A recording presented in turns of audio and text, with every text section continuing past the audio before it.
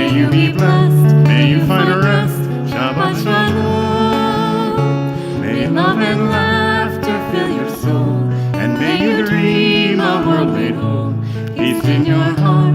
Peace in your home. Shabbat Shalom. Ki malachav yitzavenu lishmorecha bechol derachecha. Adonai yishmor tzecha u'moecha be'ata ve'adonam. Shabbat Shalom, Shabbat Shalom.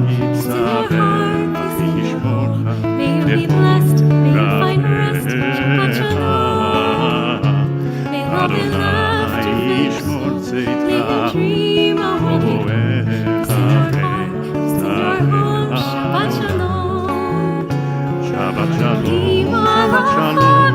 Peace in your heart, peace in your home. May you be blessed, may you find rest. Shabbat Shalom.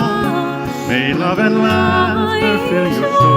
May you dream a world made whole. Peace in your home. Shabbat Shalom.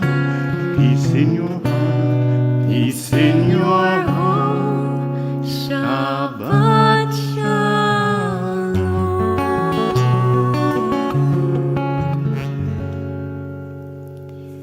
Thank you to Evelyn Maltman, our member who wrote this beautiful piece. We love singing it every year.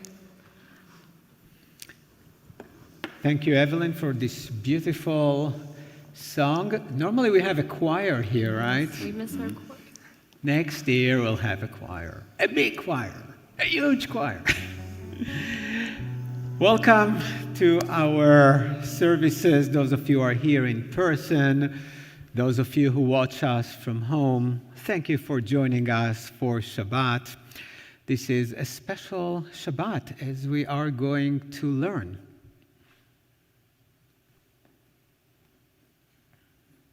That. Shabbat Shalom. I'm Rini Wiseman. And I'm Eileen Ogren. We are the co-chairs for Sisterhood. Last March, we had a wonderful in-person Sisterhood Shabbat. Unfortunately, right after that, COVID struck and we had to shut everything down. Eileen and I had just become co-chairs of Sisterhood, and we were scratching our heads with how are we going to run Sisterhood this year? But thanks to technology, we've been able to keep some wonderful things going. We've had Zoom coffee and conversations, and we've had special programs thanks to many members who helped give them. We've done estate planning, and we've done cooking, and we've done music, and we've done good health, and we have many more coming. We'd like to thank our Sisterhood Board for their support and hard work. We'd also like to thank the sisters who are participating in tonight's service. And a very special thank you to Gali for her yummy cooking demonstrations. We will continue to support the temple and each other, and we look forward to holding next year's Sisterhood Shabbat with all of you in person. Meanwhile, stay safe and healthy. Shabbat Shalom. Shabbat Shalom. Thank you for sponsoring this Shabbat.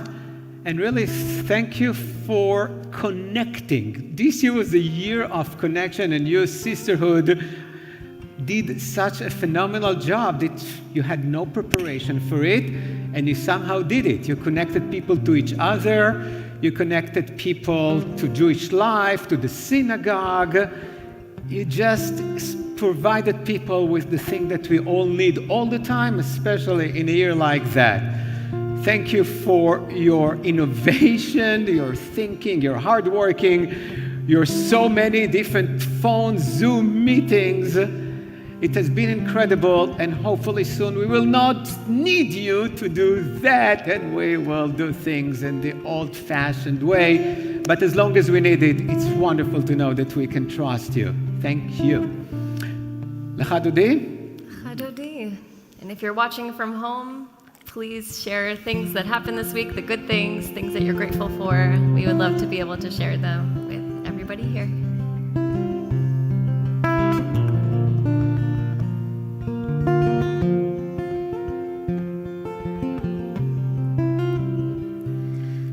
lecha dodi likrat kala pnei Shabbat nekabela lecha dodi likrat kala pnei Shabbat nekabela lecha dodi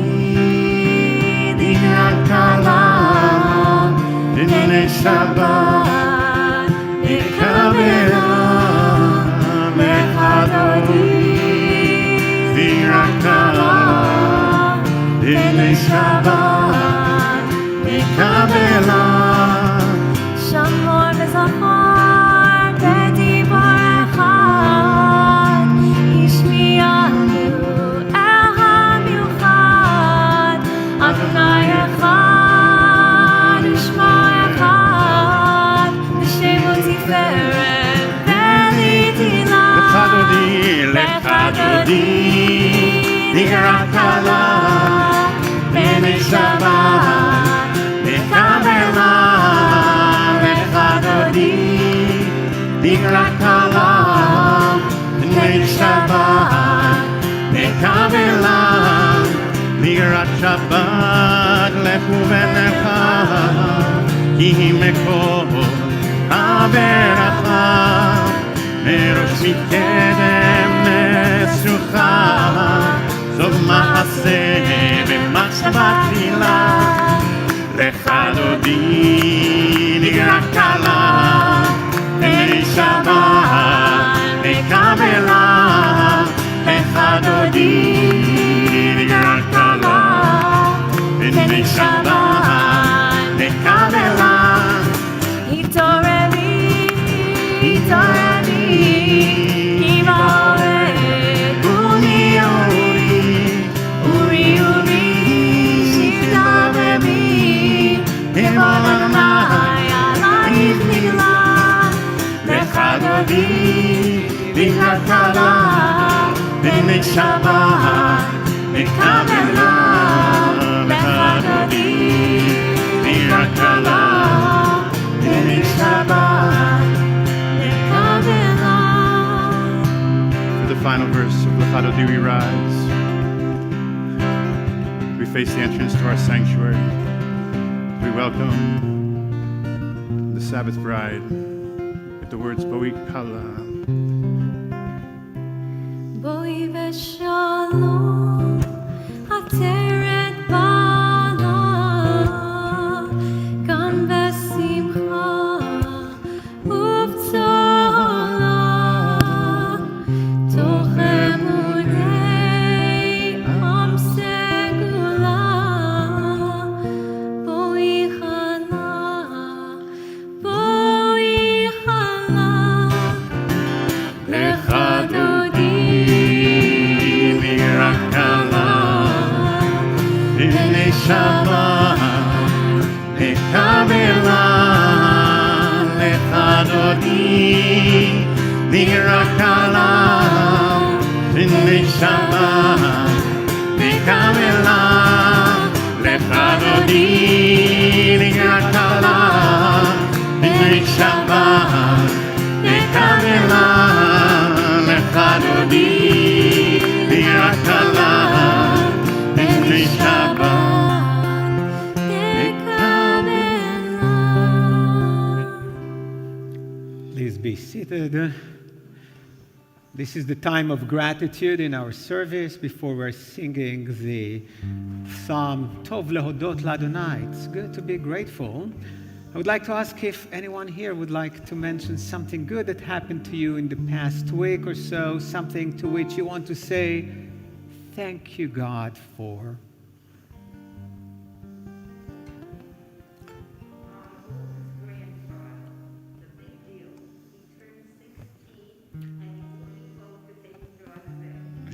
Mazel Tov, he turned 16. Wow. How tall is he?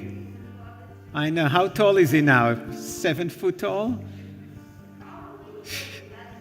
In his bar mitzvah, it was hardly 6.5, so.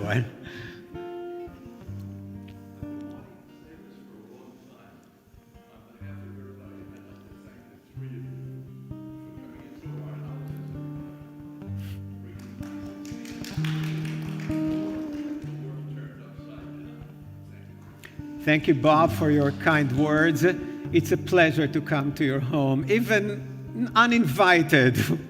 We make ourselves in because it's important. Thank you. Very kind of you.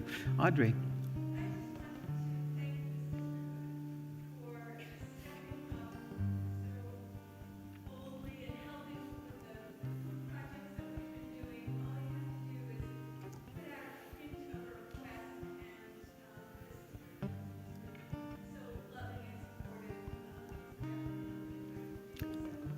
Thank you, Audrey, for thanking the sisterhood for stepping up. Another wonderful way to describe you, especially this year.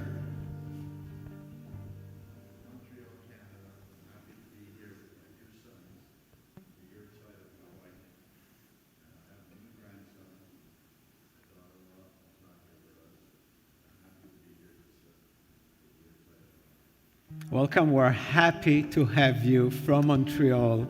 Happy to have your two sons.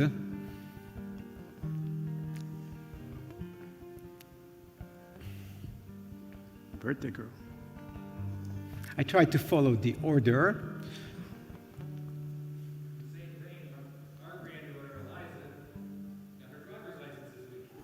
Driver license, granted. Wow. Mazel tov. That's a major change. When they start driving, they turn to be different. I think instead of bar bat mitzvah, we should have this. Actually, Alan said it to me when we met. Toby's husband, unfortunately, we lost him this year. He said, you may want to think about acknowledging the driver's license in a religious way. Let's make a note. No, it's 2021, and it's very meaningful. Carol. Today is my 82nd birthday. 82nd birthday of Carol. Happy birthday. It's unbelievable. No, really, it's unbelievable. Thank God. I hope it. Anyone from the house? Haley is grateful that she and her parents are all getting the vaccine this week. Oh, good. Carol is grateful for sisterhood and all the sisters for their friendship and hard work to keep the connections going. Kathy is grateful to her County Commissioner Marino for helping solve a problem at the county pool complex. And Iva is grateful to have passed her National Nursing Gerontology certification. Oh, mazel tov. For all these things, we say Tov lehodot ladonai. It's good to give thanks to God. Tov lehodot ladonai.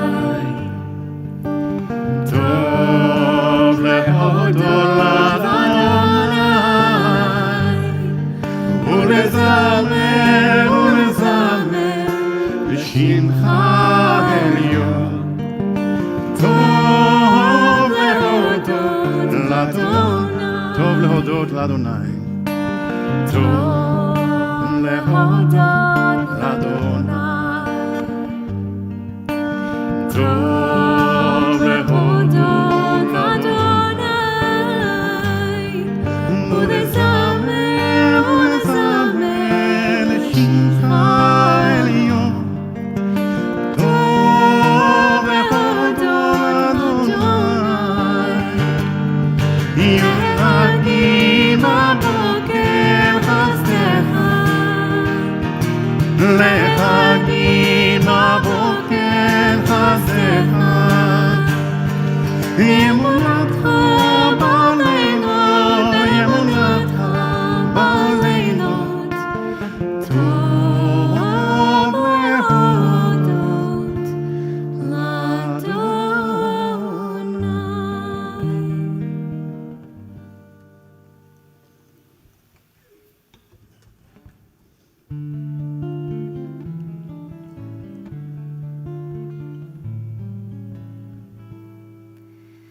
Shalom Aleichem, Shalom Aleichem, Malachei Hashabbat, Malachei Hayom, Melech, Malchei HaMelachim, HaGadol. HaKadosh Baruch Hu. Shalom Aleichem, Shalom Aleichem, Malachei HaShabbat, Malachei Elyon, Melech, Malchei HaMlachim, HaKadosh, HaKadosh Baruch Hu. Bochem l'shalom, Malchei HaShalom, Malachei Elyon, Melech, Malchei HaMlachim, HaKadosh Baruch Hu. Shalom Aleichem, Shalom Aleichem, Malachei HaShabbat, Malachei Elyon, Melech, Malchei HaMlachim, HaKadosh, HaKadosh Baruch Hu. Baruchuni l'shalom, Malachei HaShalom, Malachei Elyon, Melech, Malchei HaMlachim, HaKadosh Baruch Hu. Shalom Aleichem, Shalom Aleichem, Malachei HaShabbat, Malachei Elyon,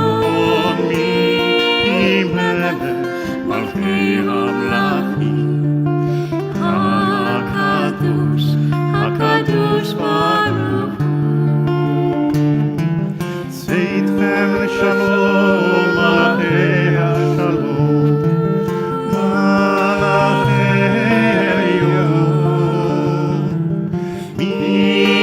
Melech, Malchei HaMlachim, HaKadosh Baruch Hu. Shalom Aleichem, Shalom Aleichem, Malachei HaShabbat, Malachei Elyon, Melech, Malchei HaMlachim, HaKadosh, HaKadosh Baruch. We're very brave tonight to try different melodies because if anyone complains, we say, the sisterhood asked for it. And I think now the sisterhood is going to lead us in the candle blessing.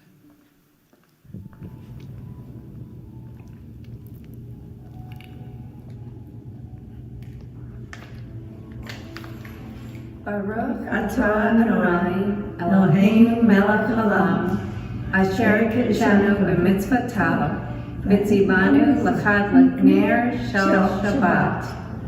Blessed are you, Adonai our God, sovereign of the universe, who hallows us with mitzvot, commanding us to kindle the light of Shabbat.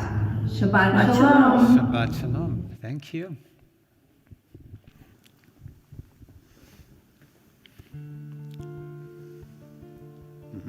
If you'd like to include the name of somebody you're thinking of who's in need of healing, please send us their names to the chat at this time if you're watching from home. And if you're able, we rise now for the Baruch Hu.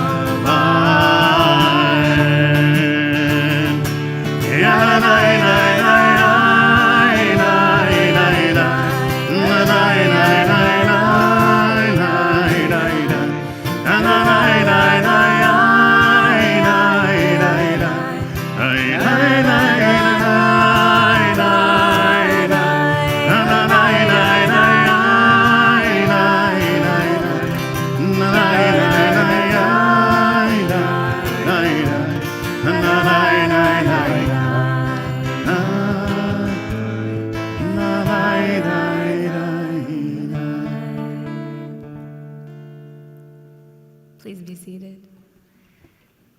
We'll continue reading together.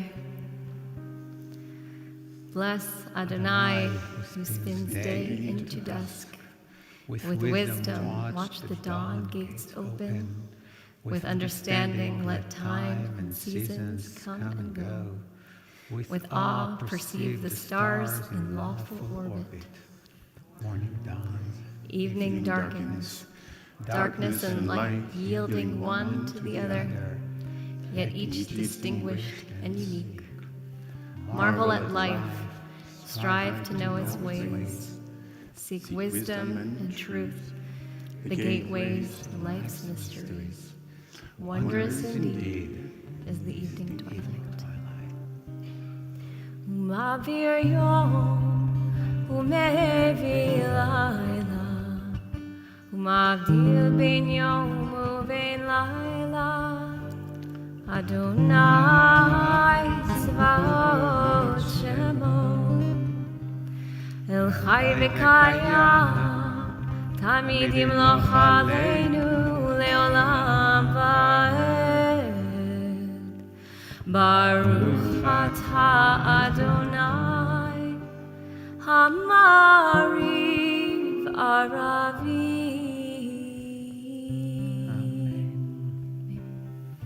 And before we continue with the prayer of Shema Israel, I would like to invite you just to relax, to unwind for a moment. You may want to close your eyes and take a deep, slow breath in and out. Breathe in. And let's breathe out our stress and anxieties of the past week. This is the time for us to talk to God. It's always time to talk to God, but Friday nights seems like a special opportunity. It doesn't matter what we say. We can say thank you, we can protest, we can ask questions.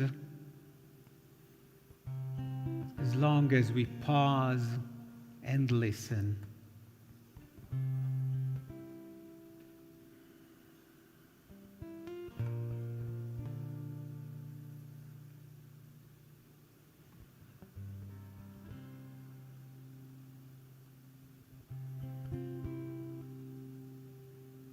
Let's breathe in the warmth, the beauty of Shabbat,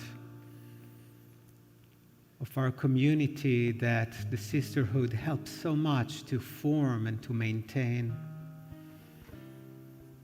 Let's breathe out our pain, frustrations, and everything that we need to let go of.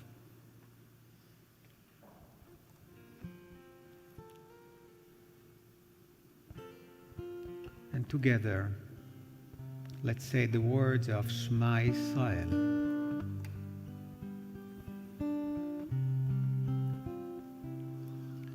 Shema Yisrael, Adonai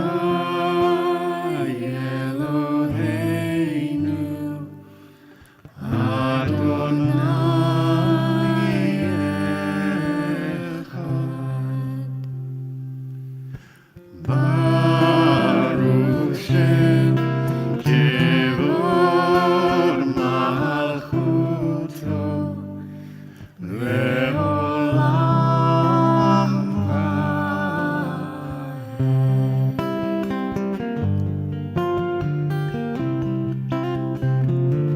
And you shall love the Lord your God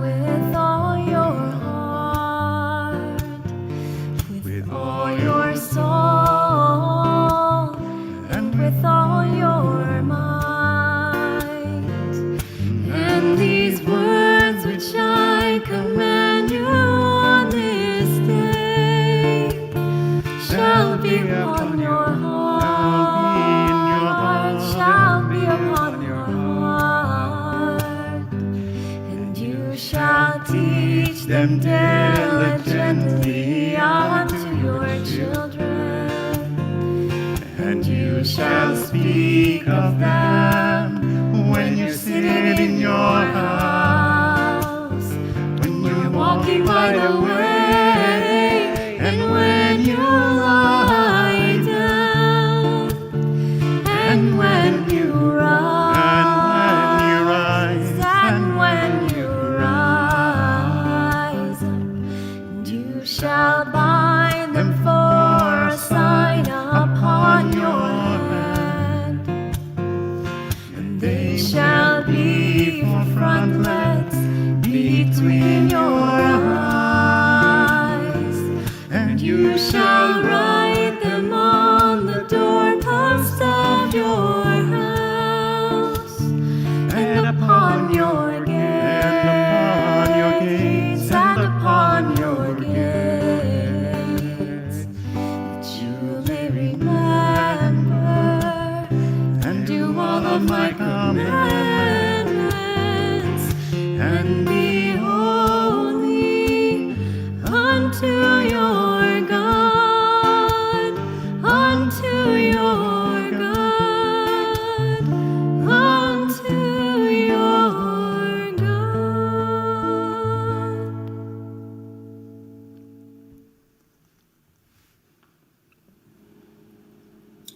Here we are again, God, women of sisterhood. Here we are again, God. We have chosen the Jewish way. We are willing but worried about our usefulness, determined but distracted by the rapidity of change in our society, faithful to you and our people, but fearful of its destiny in a world of injustice and violence. Help us to know who we are, where we come from, and what we must do to keep alive and strong the Jewish way. Inspire us, teach us, guide us, that our daughters and their daughters and their daughters, joined in similar convocation, may ever proclaim, here we are again, God, we have chosen the Jewish way.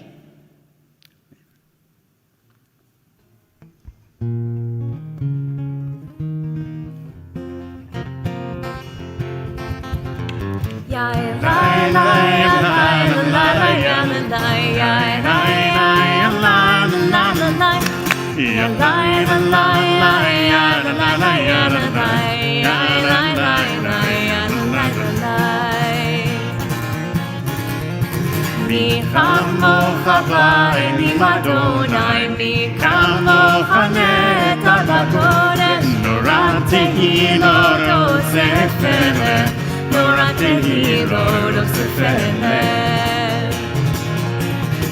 מלכותך ראו עיניך, כי היום לפני משה ומרים, זה העליינו ואמרו, זה הדיענו ואמרו, אדוני ימלוך לעולם ועד, אדוני ימלוך לעולם ועד.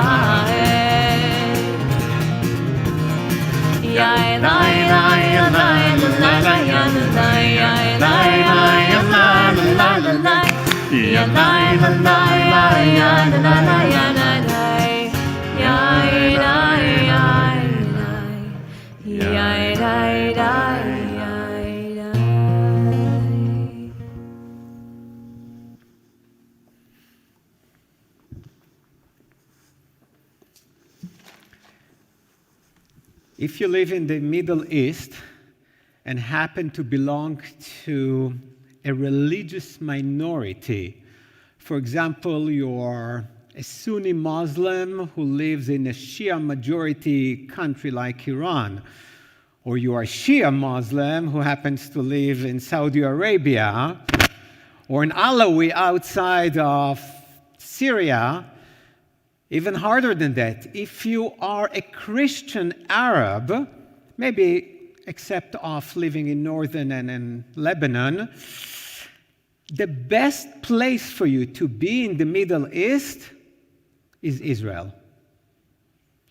If you want to be able to practice your religion the way you want, to get married, divorce, celebrate, if you want your religious leaders to be recognized by the state as clergy with all the authority that comes with it, if you want the state to financially and otherwise support your houses of worship and other institutions, Israel, put politics aside, is the place that will allow you to do all of that.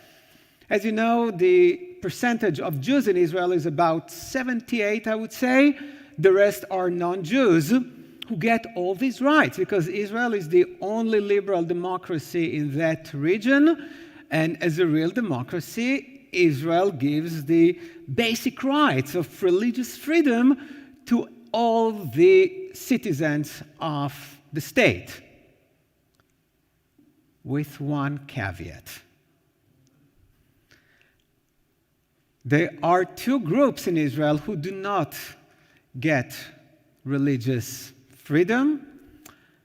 They're not Muslims, they're not Christians, they are Jews. I'm talking about conservative and Reform Jews. If you happen to be a conservative or Reform Jew in Israel, you cannot have a Reform wedding or conservative. You cannot get a divorce the way you want, or be buried, or to do many things. Your rabbi, no matter how many years she or he studied, will not be recognized by the state as a rabbi, and therefore will not be allowed to perform all these religious duties that other rabbis, of course, are allowed all over the world, including in many Muslim countries. How come? I mean, how come?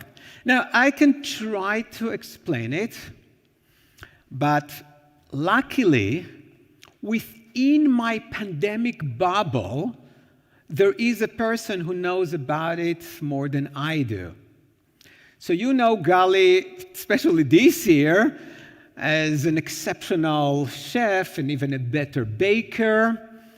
But Gali's first love was politics and political science. She did a lot of graduate work, first at Tel Aviv University. We did a lot of it together so many years ago. And then I went to rabbinical school, and she continued her graduate work in political science at New York University. She also worked as an assistant to the Minister of Immigration Absorption in Israel. I know there is no portfolio like that here, but think about the early mid-90s. There were so many immigrants from the former USSR, from Ethiopia. That was a big deal, which is related to what we are going to talk about today. So Gali, please join me here. And the privilege that you have here is that you can remove your mask. It will be awkward for us to keep 6 feet apart.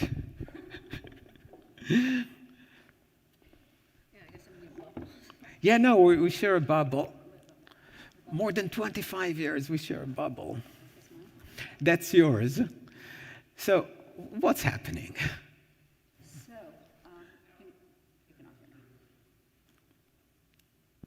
Now? Okay. So, I don't know if you guys heard, but this week, the Supreme Court of Israel made a monumentous decision. They have decided that conversions that are done in Israel by Reform and conservative rabbis will be recognized. What's the big deal here? And how do we get to a point where those conversions were not recognized to begin with? So Israel has a very unique law. It's called the Law of Return. Many people have heard about it. It's a law that was established. It's one of Israel's basic laws. It was established in 1950. Israel was established in 1948, so it was like immediately after. The law promises that every Jew in the world can have a home in Israel, can return to Israel. And this law is so important. It guarantees that something like the Holocaust will never happen. Something like the masses of people that try to get out and go somewhere and were not taken. That is the purpose of the law of return. So it's a great law. It's very important.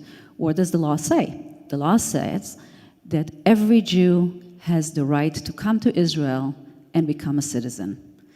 I had the privilege last couple of weeks of doing some research for someone about how does an American become an Israeli citizen.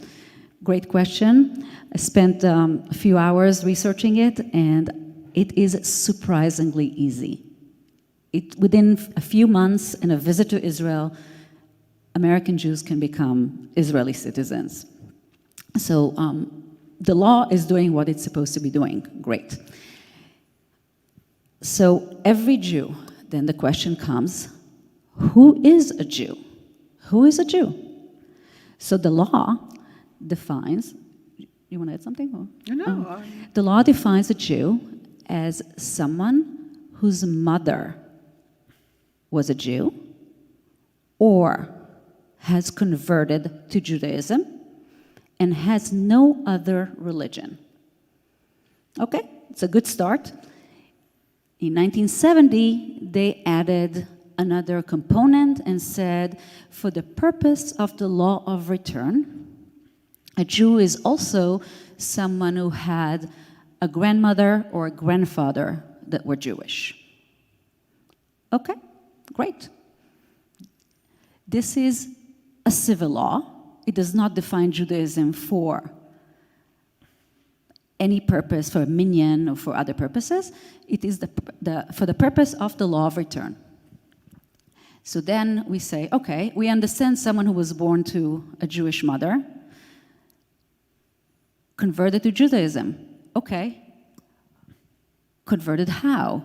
Who has the right to convert? Who has the right to declare that someone is a Jew? And this has been a huge, huge problem from the beginning of this law. And it became even more imminent when those scores of Russian immigrants came in the 90s. Within a period of 5 years, Israel, that at the time was a country of 5 or 6 million, I think 6 million, absorbed 1 million Jews from the former Soviet Union. And there were a lot of questions about their halachic Jewishness, whether their mother were really Jewish or their grandmother were really Jewish. So it's a major, major debate in Israel. Over the years, the Supreme Court of Israel was required to answer a lot of questions that they didn't really want to answer. Like in the United States, the Supreme Court of Israel gets a lot of questions thrown in their way, and they're trying to kind of like not step in it as much as possible. The question of who gets to decide about who is a Jew in the world came to the Supreme Court, I think it was around 1983, if I'm not mistaken. And the Supreme Court had said to the State of Israel, well, the State of Israel cannot tell Jewish congregation communities around the world how to be Jewish. So there are Reform, Conservative, Reconstructionists, all kinds of Jewish communities. And they live their life according to their beliefs and understanding. And for the purpose of the law of return, we as a state, the State of Israel, have no say in who's a Jew outside of Israel. So if a Jew comes from a Reform congregation with a letter from their rabbi, and they're recognized and seen among their peers in the congregation as Jews, they are Jews for the purpose of the law of return. So let me clarify something. So what you're saying is that everyone, let's say from Temple Betham, who wants to go to Israel, either can prove that they're Jewish if they have a ketubah or something like that, or if they converted, right? So I'm a Reform rabbi, and if I am converting someone to Judaism here, the state of Israel will recognize this conversion for the sake of the law of return. Correct. They will get no problems. No problems. For the purpose of immigrating to Israel and becoming citizens. Right. But at the same time, if, for example, our rabbi, when we belong to a congregation, Reform congregation in Tel Aviv, Rabbi Meir Azari, will follow exactly the same conversion process that I have here, the person that he converts will not be recognized as a Jew. Correct. Correct. So there is a discrepancy and there is an issue here. 16 years ago, a group of converts, mostly children, people that were adopted or were brought from other countries, but not only, appealed to the Supreme Court and said, okay, so we have all been converted by the Reform and conservative movements in Israel. Why can't we, being here already, get recognition from the state and be entitled to the same citizenship that an American Jew who was converted in the same process outside and coming in? That's not right, that's not fair. And the Supreme Court says, you know what, you're right, it's not right, it's not fair, but this is not exactly, this is more of a Knesset question. They have to recognize the problem and they have to come up with a law that will straighten this whole thing, and we rather not deal with this. Great. That was, the fact that they said that this was not fair was a big deal for the Reform and Conservative movement in Israel. I remember celebrating with a lot of people and saying, okay, now the Knesset is going to deal with this. This is fantastic. And I remember, I think it was Netanyahu back then, said that he was going to deal with this, and there were a little steps that maybe they were going to deal with this, and 15 years later, they have not dealt with it. 15 years of appeals, and the Supreme Court is saying, no, we give the state a little bit more time. We'll give them a little bit more time. We'll give them a little bit more time. No, we're not ready. This week, they were ready. And the Supreme Court has decided that those reform and conservative conversions will be recognized for the purpose of the law of return. And of course, it's a huge thing. It's really a huge thing. They said to the Knesset, we have given you, when you actually read what they said, we have given you plenty of time. We begged, we waited, we were patient, but you failed to address it, and now we have to do it. This is in the legal documents. This is what they say, the judges. They had 9 judges. The Israeli Supreme Court has 15 judges, and they rarely sit in more than 3. Only in extremely important decisions they sit in more than 3, groups of more than 3, and that's based on the decision of the head of the Supreme Court, who happens to be a woman this time around. So she called, there were 9 of them, and 8 voted, yeah, we can't deal with this, let them be recognized, and 1, who is an Orthodox Jew, said, no, I agree with the other guys, but I would like to give the state a little bit more time to figure it out. So he's not even saying this is not right, which is a huge deal. So let me ask you a question here. So the state gave the Knesset, the Israeli parliament, 15 years. Right. I think initially they gave them a year or 2, and then they came back and forth. Right now, there is a huge tension that we'll talk about in 2 weeks when we'll have a long session about the Israeli election. And Israel is going to have its 4th election in 2 years. So 2 weeks from today, we'll meet at 6 o'clock, those of you who are interested, and we'll have a full hour to discuss the upcoming election. We should call it the biannual discussion. The biannual discussion about Israeli election. Israel's election. Not really, because last year they had 3. Oh. 2020 had 3 elections. So Well, we had a pandemic in the middle. in any case, what I will emphasize in this conversation is that one of the major issues is the tension between the secular Jews and the ultra-Orthodox and Orthodox Jews, especially during the pandemic, because the ultra-Orthodox Jews seem to ignore all the rules and regulations about the pandemic. They did whatever they wanted, and the tension that has been boiling for years, for the fact that the ultra-Orthodox don't serve in the army, some other things, now reach a different level, right? And all of a sudden, the Supreme Court decided now not to give the state more time. Was that a coincidence? Or the Supreme Court read the feeling of, I know you don't know, but what do you feel? I don't know. I honestly feel this happened to be a coincidence. It's an interesting coincidence because, as Alon mentioned, all the tension right now between the Orthodox Jews and the secular Jews. So this is putting another wrench in the whole conversation because the Orthodox and ultra-Orthodox Jews are up in arms over this. This is, to them, this is like the end of Judaism, the end of days. This is the most horrible thing that ever happened. And they are going to use this. When I was preparing for this, I listened to some interviews with ultra-Orthodox leaders, and they said, well, if Netanyahu, they assume Netanyahu is going to win, and they're going to be a part of his government.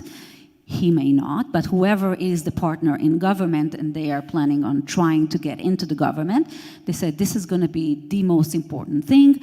We're going to have a law, they call it Chok Okef Bagatz, a law that bypasses the Supreme Court. So basically, that's the name of the law they're talking about, the bypass law, as we fondly call it. They're talking about creating this law addressing that issue and saying, no, we are going to actually define who gets to convert. So if they have a law that says who gets to convert and they decide on what the law is, obviously it's going to take the fire off the major achievement of the reform and conservative movements. So I think this is going to be a major hot potato for this coming election. I just happen to think that it was not on purpose. But you've never been as cynical as other people on this bima. Perhaps not. But they had almost 73 years to pass a law like that. And this law is not really who is a Jew, but who is a rabbi. Correct. Right? And they want to put in the law that the rabbi has to be an Orthodox rabbi approved by the Israeli rabbinate. And anyone else is not a rabbi, not rabbi enough to be allowed to convert, to marry, to bury, to do all the other things. But they always had a problem with that. Hence, 73 years later, they don't have it. Why do you think? What's the main obstacle for the ultra-Orthodox, with all the tremendous political power they've been enjoying, to pass a law like that? And why, or do you think that this time they will be more successful? I don't know if they'll be more successful because we don't know what the results of the elections are going to be and how much power they're going to hold. I do know that defining who is a rabbi or who is a Jew for the entire Jewish world is a problem that Israel always had. Israel is super important to all of us. It's our Israel.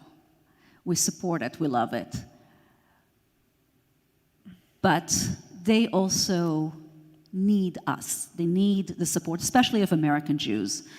And for them, not only the state of Israel, particular parties within the Knesset of Israel to define who is a rabbi, who is a Jew, what is the right way to worship for people who are not citizens of the state of Israel, all of us, is a major thing. And Israel has always walked a very, very fine line of trying to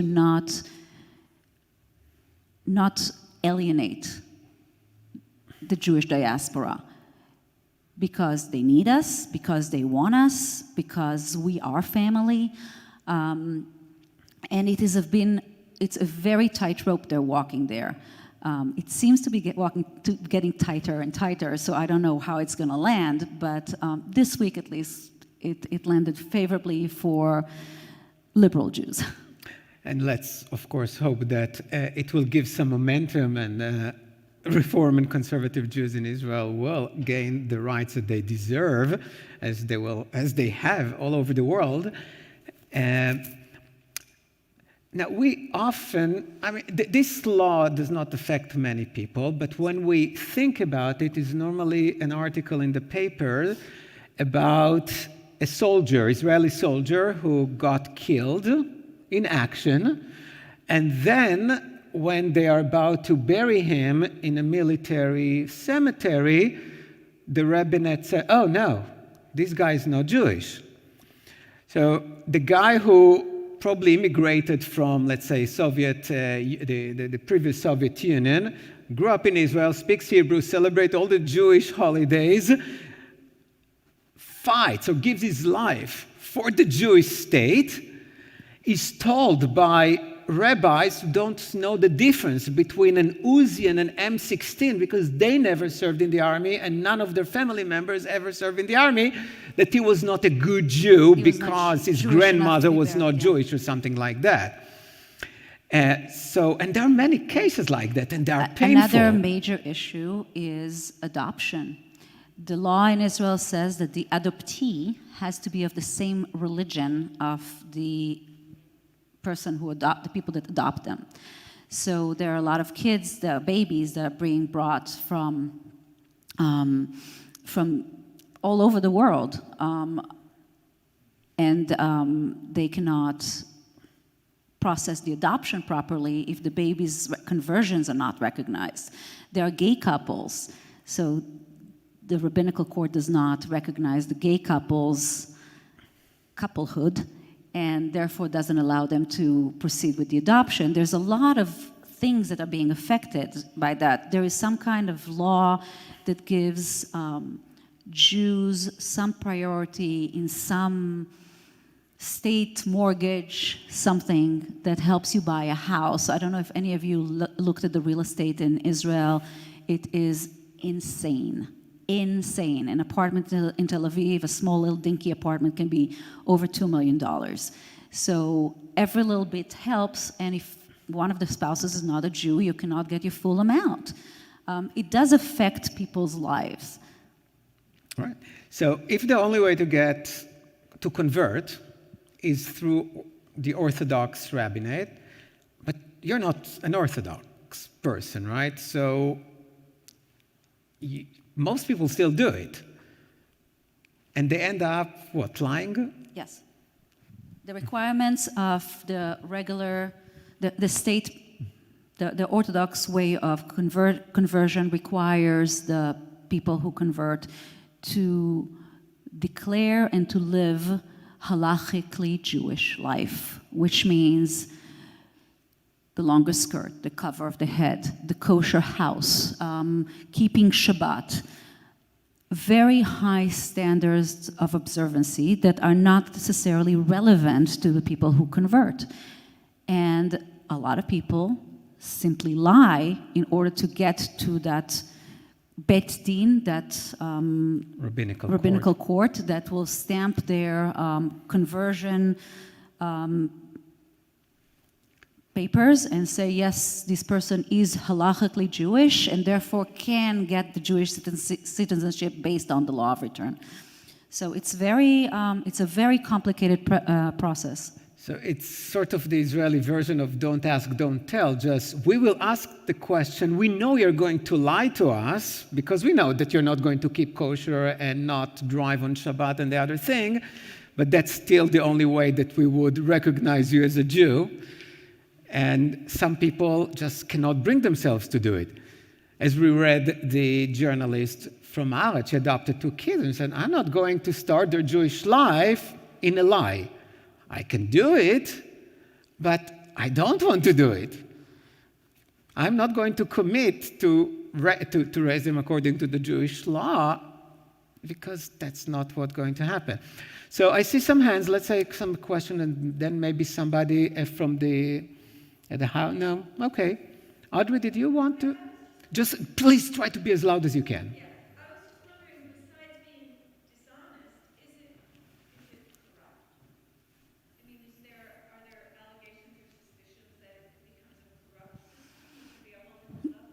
Yeah, sometimes. Yeah. Yeah. And it's really interesting to see sometimes within the rabbinical courts, they have issues with Rabbi X or Rabbi Y, and all of a sudden Rabbi X or Rabbi Y, their conversions are not accepted. And then what do? You have to go to Rabbi Z and start the whole process. It's very complicated. And some of these rabbis don't believe in conversion in principle. Not the majority of them, but there is a group of Jews who don't believe that a person can enter the Jewish people. That's definitely not mainstream Judaism, never has been. The Talmud tells us many stories about famous people who converted, and even people like Hillel, the greatest sage ever, they say probably was a convert. But still, there are people who think that they hate it. So they make your life miserable. And a process can take many, many years, and at the end, they'll say no. But that's not necessarily the norm. Some of them are compassionate and good. But still, you have to give them the answer and to make the commitments that they want you to make. Do we have more questions? Karen? They do check up on these people, yes. They do check up. Israel has a really interesting system of checking up on people's religious observancy. If, for example, you're a woman who doesn't want to go to the army and you say that you're an Orthodox woman, you're exempt. Orthodox women are exempt from military service. The army will actually send people to check that so-and-so is really, not going out on the Sabbath, her skirt are long enough, she really is an observant Jew. So for sure, the rabbinical court as well, they do checkups, and yes, they do that. Think about green card here. Right? You say that you are married, an American citizen, they sometimes come to check. No, they come to check because they want to know that it's not fictitious and it's real. So they... Marsha? I keep thinking, Rabbi Alon, do you require conversion mikveh? Yes, it's part of the tradition, but we don't have a mikveh in Palm Beach County that Reform or conservative rabbis can use, but we have the best mikveh in the world. The ocean is a kosher mikveh. Yes, it's a natural source of water, it's a kosher mikveh, and frankly, why going anywhere else when you can go to the ocean and enjoy it? So yes, that's what we do here. But yes, the immersion is the main part of the process. You're telling them they are a Jew, the Israeli court, you do a mikveh, so it's okay. Yeah. So what happened for the last 15 years is actually really interesting because Israelis said, okay, let's figure it out. There must be a way to handle this. And they came up with something that is called, how do they call it? I wrote it down, hop conversions. Okay, so the way it goes, hop like a bunny, hop.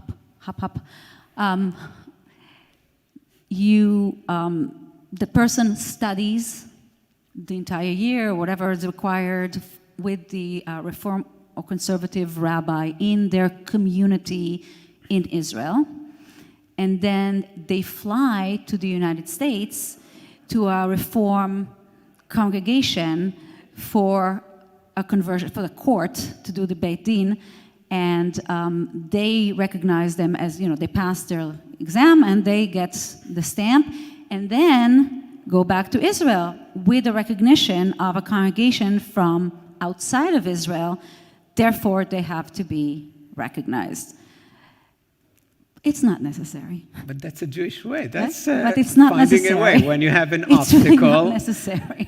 The same thing happens with weddings, right? I'm not allowed to do a wedding in Israel, and when my brother wanted me to perform at his wedding, he had to come to New York, where we lived before. Okay, so you can call it a hop wedding. Right.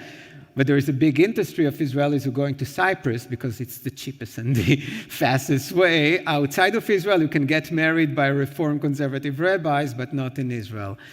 There are ways, but they shouldn't be. Israel should give everyone the right to exercise their religious freedoms the way they choose. Hopefully, it's a big step forward. I hope it stays this way. I hope it stays, I hope it stays this way. and I hope it actually continues something bigger, because I think that Israelis would demand it. I hope so. Thank you very much, Gali. Thank you for inviting me. Oh, it's a pleasure. Oh, it was fun. Yeah.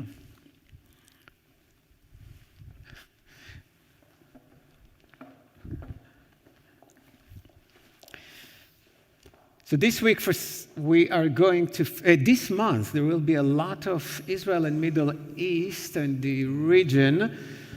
A week next Thursday, not on Friday, Thursday at 6 o'clock on Zoom, because they tried to make it more interactive. I will be giving an update on the Middle East. Since the last time we did it, a lot happened. American election, Iran deal, some other interesting things. So you're welcome, 6 to 7.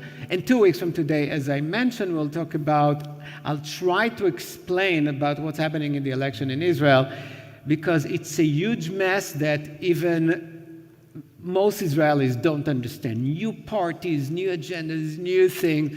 So I'll try to clarify things for you.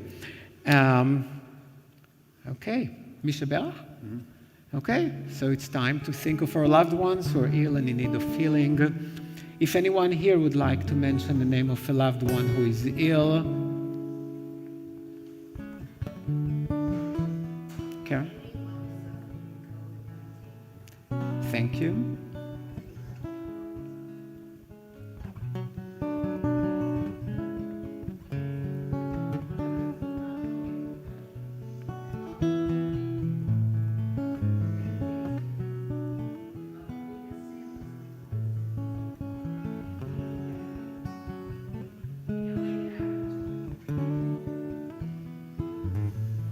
Do we have more names? Trina Singh, Candy Seeger, Sandy Grossman Dworkin, Bella Leno, Johan Mastonen, Sharon Boone, Ira Weiss, and Jenna Katz. We join together in the words of Misha Bera. Misha Bera, Avotenu, Ekor HaBracha,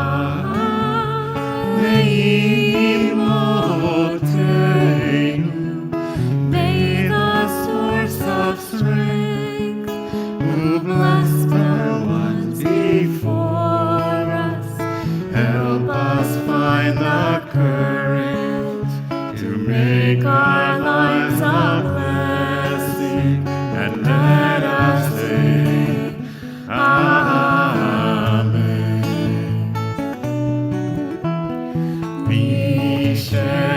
Misheberach imotenu, Ekor HaBracha lavotenu. Bless those in need of healing with refuah shlema, the renewal of the body, the renewal of spirit, and let us say, Amen.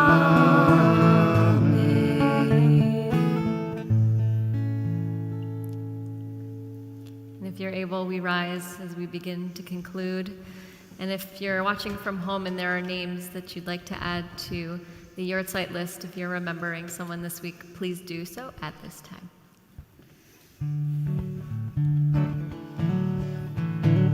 והשב אותה אל לבביך כי אדוני הוא האלוהים נאמר והיה אדוני למלך על כל הארץ ביום ההוא יהיה אדוני אחד ושמו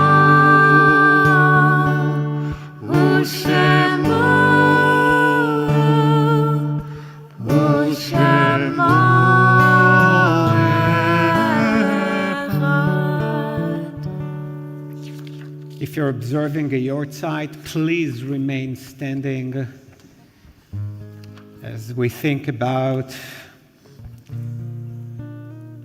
Leo Goldworm, grandfather of Jackie, Hyman Rappaport, grandfather of Seth, Gertrude Goldie Gildenhorn, grandmother of Cheryl, Marcy Bobrow, father of Arthur, Lester Silverman, father of Sandy, Barbara Levin Epstein, mother of Jen, Leonard Cohen, uncle of Bruce, Al Shaw, father of Adele,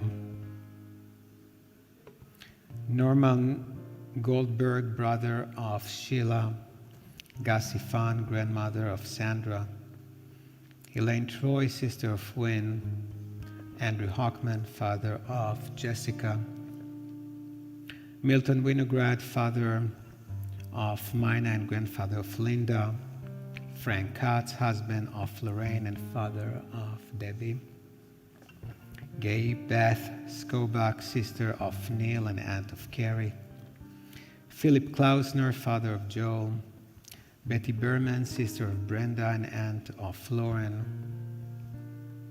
David Milchman, father of Estelle, Hyman Novik, father of Rina, Lena Mittelberg, mother of Irving, Ava Newman, mother-in-law of Doris, James Geffen, father of Bonnie, Sadie Bondi, grandmother of Tracy, Issa Bayer, grandfather of Amy, Mort Siegel, husband of Natalie, Morris Steinfeld, father of Jeffrey, Eva Tarshis, mother of Brad, Henry Schwartz, father of Harriet and grandfather of Craig, Jacob Milstein, father of Amy, Morris Abramowitz, father of Joan and grandfather of Joyce, Irving Solomon, father of Helene, Sandra Zentner, mother of Gary, Daniel, and wife of Max. On the occasion of Shloshim, the month of mourning, remember Edith Hall, mother of Sylvia, Rodolfo Galvan, father of Nina, Bob Meyer, brother of Eileen, Alan Levitt, Danielle Drew, granddaughter of Joyce. If you would like to mention a name that we have not mentioned.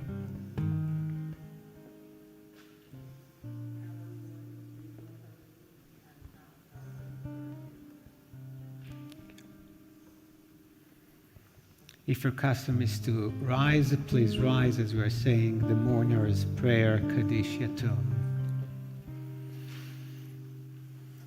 יתגדל ויתקדש שמי רבה. Amen. בעלמא דברה חיותי והמליך מלכותי.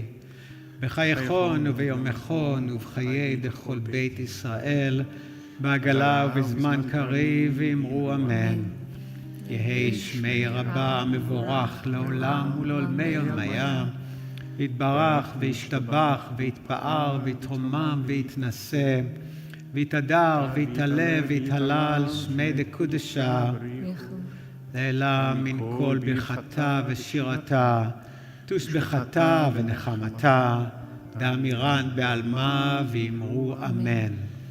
יהי שלמה רבה מן שמיה, וחיים עלינו ועל כל ישראל ואמרו אמן.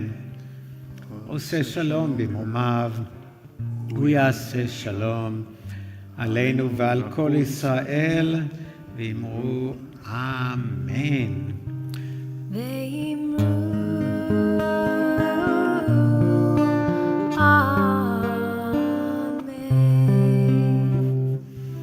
Gali, we invite you now virtually to lead us in the Kiddush.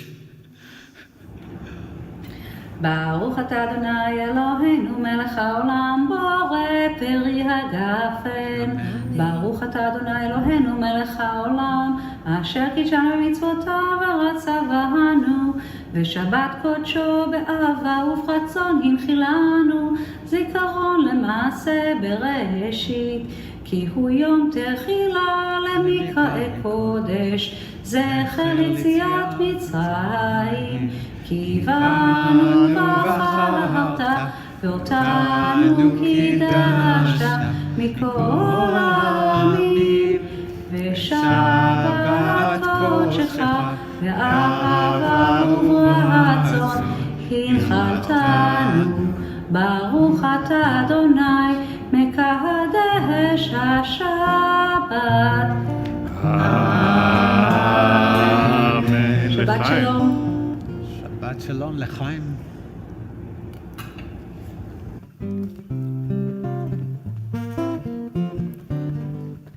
You may be seated.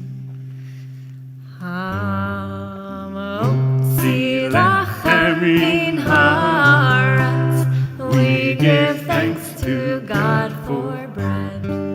Our voices rise in song together as our joyful prayer is said. Baruch atah Adonai Eloheinu melech haolam hamotzi lachem min haaretz.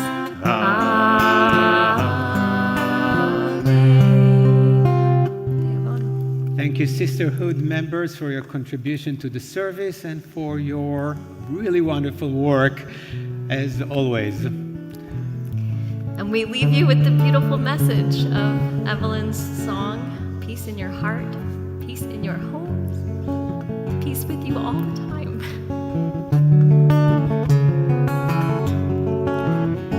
Shabbat shalom, Shabbat shalom. Peace in your heart, peace in your home. May you be blessed, may you find rest. Shabbat shalom. May love and laughter fill your soul, and may you dream a world made whole. Peace in your heart, peace in your home. Shabbat shalom. Shabbat. One more time. Peace in your heart, peace in your home. Shabbat shalom. Shabbat shalom. Thank you for joining us. And outside we're having a little pandemic oneg. Everything is individually wrapped. Hey, I'm so happy to see you. Wow. Shabbat shalom, Shabbat shalom, Shabbat shalom. Peace in your home. May you be blessed, may you find rest. Shabbat shalom. May love and laughter fill your soul, and may you dream a world made whole. Peace in your heart, peace in your home. Shabbat shalom. Yivarach Yitzaveh.